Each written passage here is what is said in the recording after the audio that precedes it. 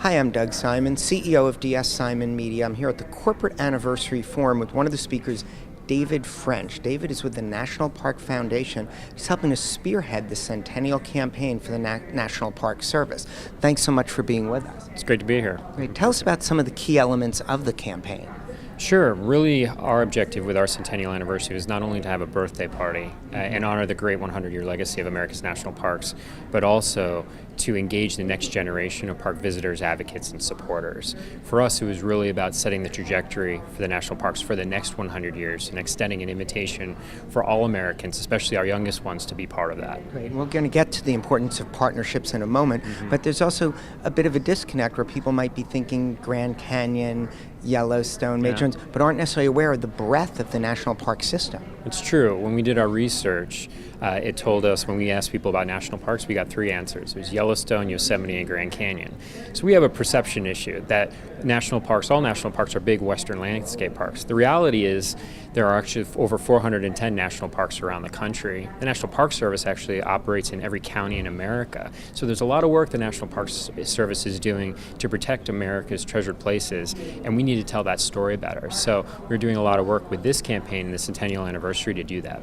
Now let's get to the role of partnerships. What was your strategy there and what's been implemented? We should say that you did this as a 14 to 16 month campaign leading up to the actual 100th birthday in August 2016. Yeah, we actually launched in April of 2015 ahead of the centennial anniversary because we knew it was going to take time to create that perception change, and partnerships were a huge part of that.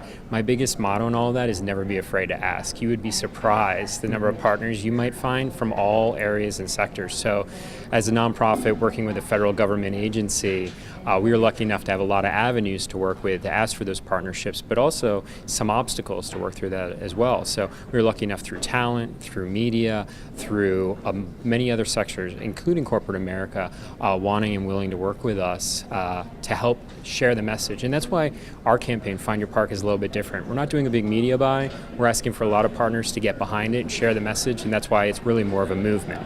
Yeah, it's a digital and social movement. That's something, when you go to a park, that doesn't mean you're necessarily throwing technology in a way. People do want to track what's going on. What's the role of digital social media in changing the perspective of people on our National Park Service?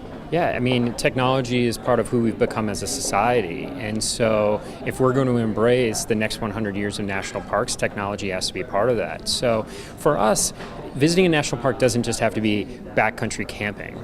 It can also be going to a national park, whether it's right here in Manhattan and going to African burial grounds or the Statue of Liberty, and sharing that moment instantaneously with the world using your social media, leveraging content in really thoughtful, meaningful ways. And we really look at that as a great way to embrace and share the National Parks brand. That's awesome. Well, I've had many awesome experiences with family, with friends as part of the National Park experience. Congratulations. Thank you. It's a great joy to be here.